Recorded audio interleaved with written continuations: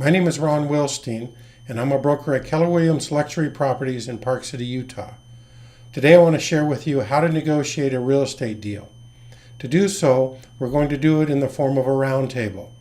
I've asked my team to join us here because we want to look at how people are negotiating real estate deals these days. We've got a very hot market, we've got limited inventory, and buyers and sellers are approaching this very, very different than in the past.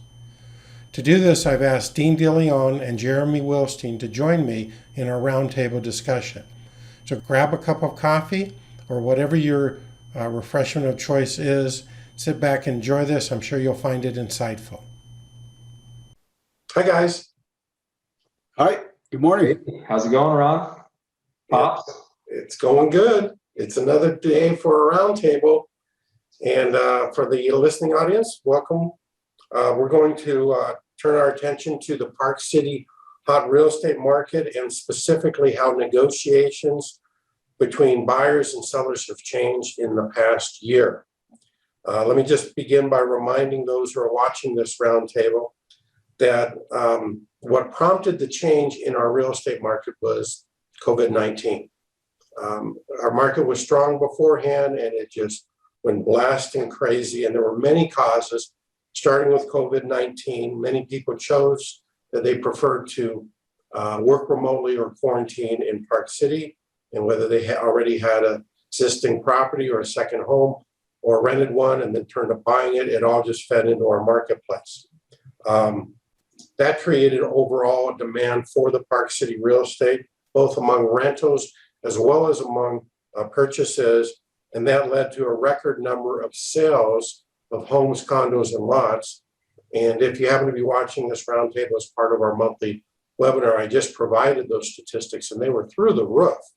It just really has been incredible. Significant price increases also accompanied that, up to 40 to 50% year-over-year appreciation. And this in turn reduced our available supply of properties on the market. So supply and demand then took over, pushed the prices even higher still. So that's where we find ourselves. We find ourselves in a place where sellers are getting record high prices, while at the same time some sellers want even more, and they're actually overpricing in this marketplace and slowing down their sale. And buyers are either acting out of desperation, doing whatever it takes to end up getting a property, or respectfully being left behind. So that's kind of an overview of what's happening in the market, and I'm just going to, let Jeremy or Dean just, respond to that, and we'll just start this roundtable. All right. Well, yeah, that was a great intro of what we have been seeing over the last year. We are about sitting in June, I would say, about a year since when the market really started taking off after, we had this stoppage with COVID for about a month, and then the ramp up of people coming from cities and moving into their second homes and purchasing other pieces of real estate. This year has just been crazy in terms of the speed of the market, the number of buyers coming in, and just the presence around Park City. So I haven't seen something quite like this after being in Park City for about 32 years, my whole childhood. The numbers that Ron presented earlier, everything Jeremy's saying, the market is booming, and we're seeing appreciation. But going back to what Ron mentioned, and buyers acting out of desperation, but maybe not out of desperation, or it is out of desperation, but trying to acquire a property right now. It's kind of like the wild, wild west, which is not, it's not what we're not seeing across the country. It's similar in other places. But people have to get creative. Buyers have to get super creative with their offers. We're seeing different offers coming in with things that have never really been a thing or thought of in the past in order to acquire a property aside from price. There's other strategies that are being employed to acquire these properties, and sellers are fully understanding the situation of the market right now, right? They are in the driver's seat. in all of Park City and the surrounding areas for that matter. If you're looking at Jordanelle, a lot of new construction stuff going on, materials prices going up. And I think worth noting, I mean, they're increasing prices in some areas on people that are under contract on new construction stuff. And those people are going with it, not canceling, because they know that that builder can take the property back and sell it at a higher price. So for them to acquire that property, acquiring it's the deal for them. One of the biggest things that we've seen as a change is how negotiations going on. In our Park City Link newsletter, we're actually dedicated the whole publication to this whole thing because we wanted to let people know what has been happening and then how the marketplace has responded, whether you're a buyer or a seller. So let's talk about buyers for a moment. They seem to fall into two main categories, and one are those who are trying to purchase a property, but for lack of a better term, they're not operating out of desperation. They're kind of negotiating the good old ways we used to do it prior to our market boom. And the result is when they're not aggressive, for the most part, they're not ending up with the property. And that sometimes creates a more aggressive approach afterwards because they've missed out on 1, 2, 3 properties. And our inventory is so limited, there may not be the 4th or 5th one very soon, and it may have an elevated price. Or buyers are, with our help, we're advising them, trying to figure out the best way to get sellers to respond positively to their offers. And some of the things that I'm seeing out there is, cash obviously is dominant over a finance deal. 53% of our transactions are all cash. I'm also seeing listing agents, sellers agents coming back to buyers agents and telling them what they need to fix their offer to make it better, increase their chance. What are you guys seeing along those lines or anything from that buyer perspective? Sure, and I think you hit the nail right on the head saying that we do have two different types of buyers. We have people that are looking, they do want to get a place, but they're not so desperate that, and frankly, they're not really probably getting the property unless the property has stayed on the market. Maybe it was overpriced in this market. There's some fixes that need to be done to the property and they're acquiring a property like that. But generally speaking, when we have a good property listed in a somewhat comparable valuation, there's multiple offers on that property. And in order to be the one that gets that property, you really need to have a skilled realtor working on your behalf to ask the right questions to the listing agent. Price is obviously a huge thing for people, but it's not the end all. So many times in this market, you might offer them, a fantastic price, maybe overprice, beat out other people, or be comparable with another price that somebody else would offer. But now all of a sudden, through talking with the listing agent, you learn that, they don't want to move for the next 90 days. They don't, it would help if they got this credit for this. It would help if you allowed a rent back. It would help if we closed here, but did this. There's many details beyond just price that when it's presented to a seller and they look at it and they say, great, they gave me my price. And then, I can stay here for this time and I don't have to move twice. And, we feel really good about this.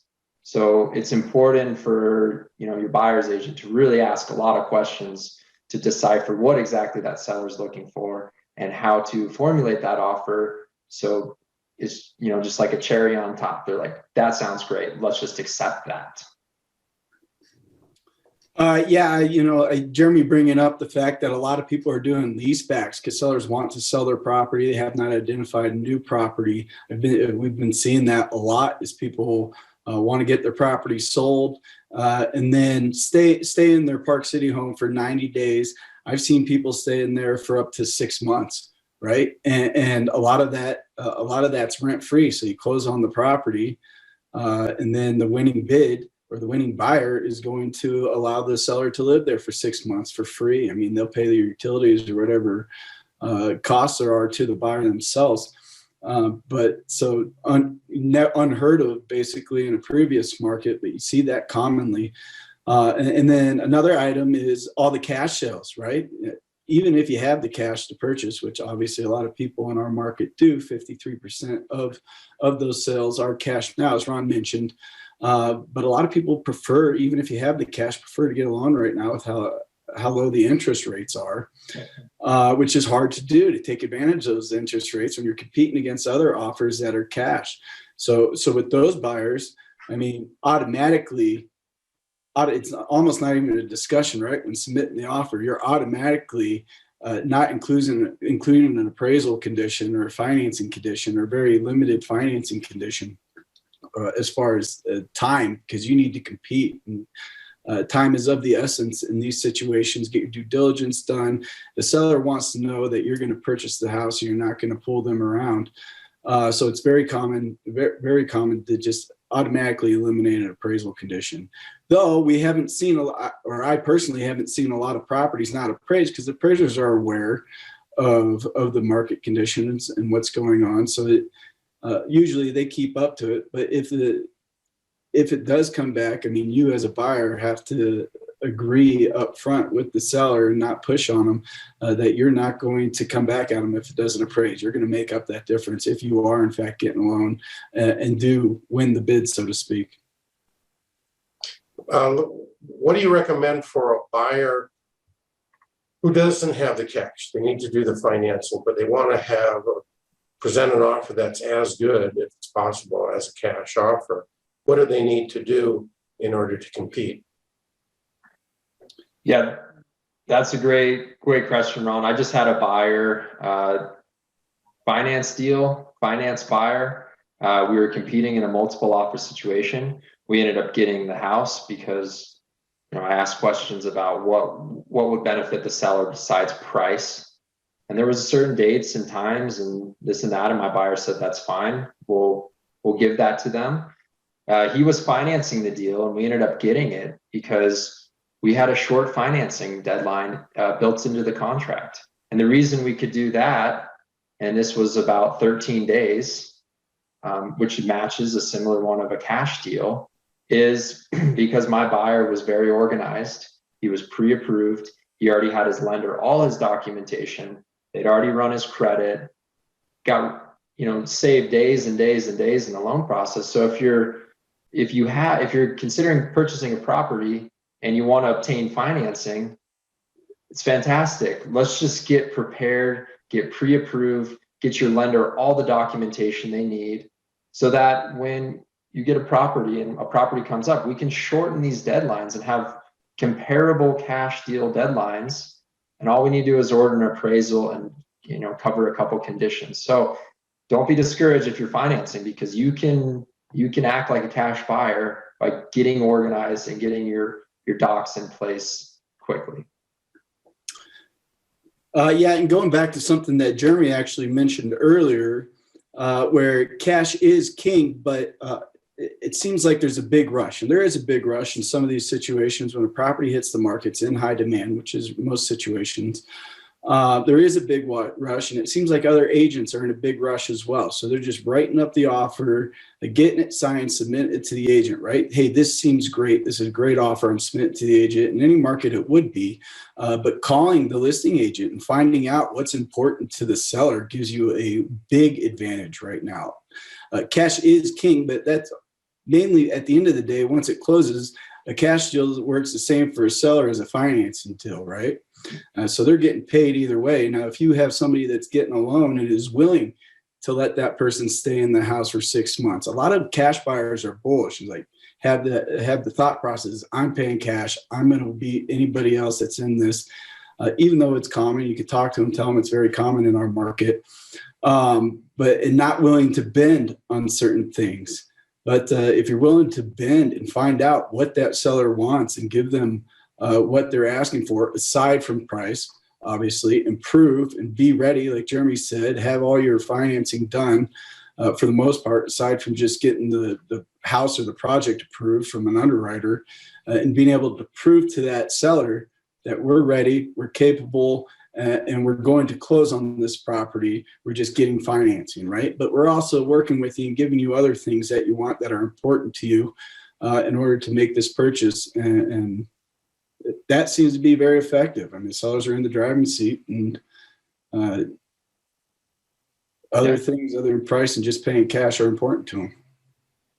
Yeah, I think one of the most important things we're doing these days is that pre-presenting of an offer interview that Jeremy mentioned with the listing agent, finding out what is important for the seller. Because most agents just assume it's a price, and that's usually at the top of the list. But these other elements are what help get our clients to the finish line in terms of being the one that ultimately is selected. Let me also mention this, and this is a great option in this market. It's great in any market, but if you're not a cash buyer, but you want to be a cash buyer, and you don't want to be caught in the loan delays or that disadvantage in negotiations, if you happen to have a brokerage account, you can go to that broker, most brokerage, not all of them do this, and you can create, in effect, a line of credit against your stock positions. Now, this is great because, number one, our stock market's doing great, and you may hold positions you don't want to liquidate in order to buy and be a cash buyer. You don't have to liquidate them. You can get a loan from that broker. They will give you the cash. It's secured against your brokerage account. You can be a cash buyer, secure the property, buy it, and then without the pressure of competing against other buyers, go get your long-term financing, pay off that loan that you took out from your brokerage. That's how you become a cash buyer without having the cash and without needing to liquidate your brokerage account. Anyway, let's flip the coin now. Let's talk about it from the seller's perspective. Sellers have an interesting issue to work on when they decide to list their property. Where do they list it from a price point of view? We're seeing one of two strategies being utilized, and just need to talk about it because we're talking about negotiations. One is, what's usually done is you'll look at the comparables, both within the neighborhood of a property or the condo property, as well as competition outside that neighborhood, or just competition, whether your property is in Park City and you're going to the Snyderville Basin, or vice versa, or extending into other condos. The point is, what you do is you look at that data, you look at the available inventory, you look at how many sales there have been, and you determine the highest reasonable price to list your property at. Sometimes you even go a little higher than that for list price. The philosophy behind that is, I only have one property, I only need one buyer. I can narrow down the number of buyers in order to get that high price, let them weed themselves out, make the deal, I'm coming away with the highest possible sale. The other alternative that results in sometimes even a higher sale price is to actually price it lower, attract more buyers, and create an auction atmosphere, in effect, a bidding war. And now people are posturing against each other, and not only do they want the property, they want to beat out people, and now they're pulling out all their stops.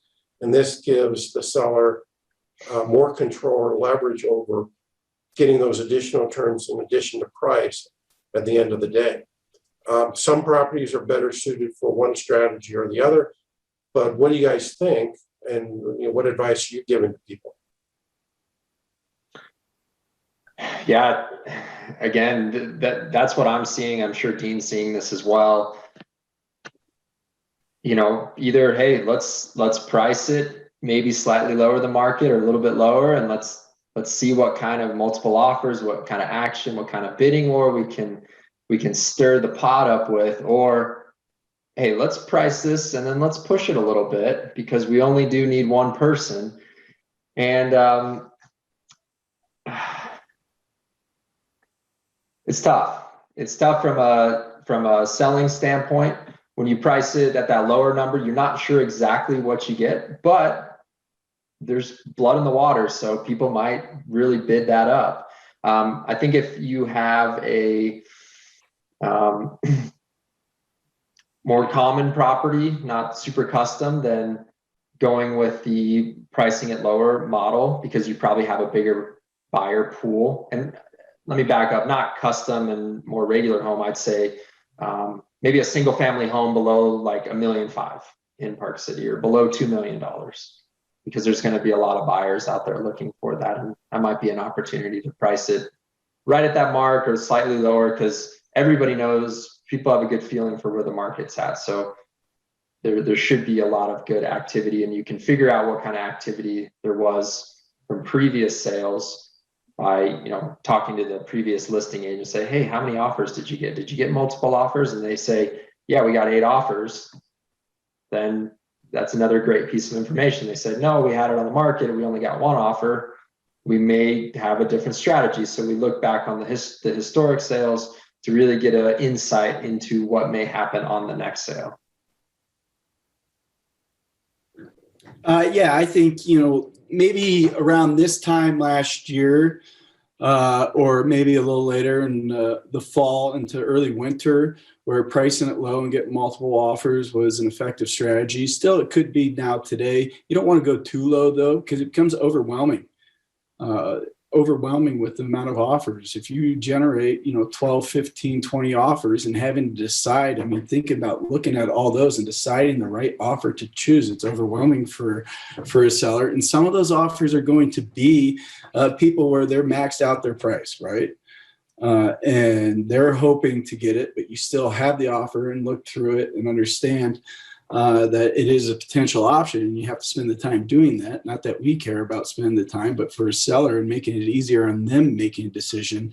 So reasonably pricing a property is the right play, I think. I mean, if there's a demand for it, you're going to get a higher price, and it's going to create that bidding war. But if you're at the right price, you know that you got your 1 or 2 buyers that are going to be out there and pull the trigger probably pretty quick and purchase the property. We do see, I mean, or talk to people, I mean, just in normal conversations with people, it's not just throw a number at the wall and you're going to get it. There is buyer pushback at certain thresholds depending on where your property is. So it's not, hey, I've got a $2 million home that I'm going to sell for $4 million because this market's crazy. That doesn't work. We are seeing buyer pushback at certain properties. And I think it's indicative. I would just mess around running some numbers, indicative between the average and median days on market, right? So average days on market, really take into account those ones that are sitting on the market for 150, 200, 300 days in some situations. Those are outliers in our market. But we're seeing more than half. The median days on market are less than half what the average days on market are. So those outliers really are bumping average. And I'll just give you one quick example, and this is from January 1st of this year. For single family homes in Snyderville Basin, the average days on market of 50 days on market, super long time, right? Not really, for anybody who didn't catch my sarcasm there. But the median days on market is 7.5. And so that there's a big difference between those, and that's people overpricing the property and is sitting versus properly pricing your property and getting it sold pretty quickly. Yeah, one of the things we want to make sure that whether you're a buyer or seller, you understand is, yes, we have a hot market, and we have, in some instances, depending upon the price range of the property, whether it's multi-million dollars or whatever, of buyers realizing they are in or about to go into a multiple offer scenario and trying to make it really easy for the seller by offering them $200,000, $300,000 more above list price. I know of a recent transaction in the colony where the buyer knew they would be in potentially, not even for sure, but potentially a multiple offer scenario, wanted the property so badly, had missed out on properties. They offered $800,000 over the list price. Wasn't a really complicated decision for that seller which to offer. Okay. So again, that's an outlier story, but we want to make sure you understand it. The flip side is exactly what Dean said. We've got some properties that we're kind of amazed. Some are condos, some are homes that they haven't sold. And is it price, or is it a recognition that there's a unique element to a individual property that makes it less appealing to the masses, and therefore, that's not the type of property that you pick the multiple offer strategy, price it low in order to create multiple offers. It's great if it happens, but you might have to bring it down just to get any offers. So there's a real ebb and flow, and there's a real individual side to this. If we're looking to advise a seller, we need to see their property. We need to provide a market analysis and a total market overview of all their competition so they can see all the elements and make an informed decision. And it's not just eating money more, picking a number out of thin air. We need as much data. And then the skill to manage multiple offers for a seller, it's really a skill that is really important and will translate into tens, if not hundreds of thousands of dollars. That's our marketplace. Welcome to Park City Real Estate. Oh my gosh. Anyway, any final tips or thoughts either of you want to share? I would just encourage you, if you're out there looking for a property, to just contact us. Just write either me or Dean a message and let us know what you're looking for, because we'll go to work for you. And oftentimes we're finding properties before they come to the market, so you get a leg up. And we have listings that we come on and we share with our buyer clients first to give them the leg up. And if you're a seller in this market, again, it's not going to last forever. I mean, this is a great run we're having, but we still have that demand, but 50% appreciation year over year. It's pretty good. Yeah. Pretty good. So. Yeah, I mean, communication's key, especially right now, right? In the market that we're in, we need to understand what you want and what you're looking for if you're a buyer, or what your plans are when you would like to sell if you're a seller. I mean, communicate with us. If you're interested, if you just have an inquiry, reach out, don't be shy. Communication is key. I mean, moving quick. I mean, the point of this webinar, I guess, would be you got to move quick in order to be successful in our market right now. And you got to be assertive. But you also have to have somebody that's on your side, knows what they're doing, that's going to best represent you and put their best foot forward. And that's what we do. It's what we've always done. That's what we strive to continue to do. So we look forward to hearing from whoever's listening, buyer or seller. We're ready to help you navigate this wild market. Yeah. And we're happy, as we all know, the widespread vaccination is really helping us return either to a normal or to a modified new normal. And we don't see that significantly impacting the Park City market, but people have learned they can live wherever they want. They can work remotely, and that's what's fed our market. And as you've, I'm sure, heard, a lot of businesses want to return. And a lot of employees don't necessarily want to return because they don't want to be back in those offices as much. And that just feeds our marketplaces and marketplaces like ours. Anyway, we hope you found this helpful. We are available to answer any of your questions, to help in any way that we can. Thanks for watching our roundtable discussion. Jeremy, Dean, or myself, we're available to assist you in any way that we can, and we appreciate you taking the time with us today. Go to our website, BuyParkCity.com, bookmark it, and there's plenty of good information to assist you with your real estate.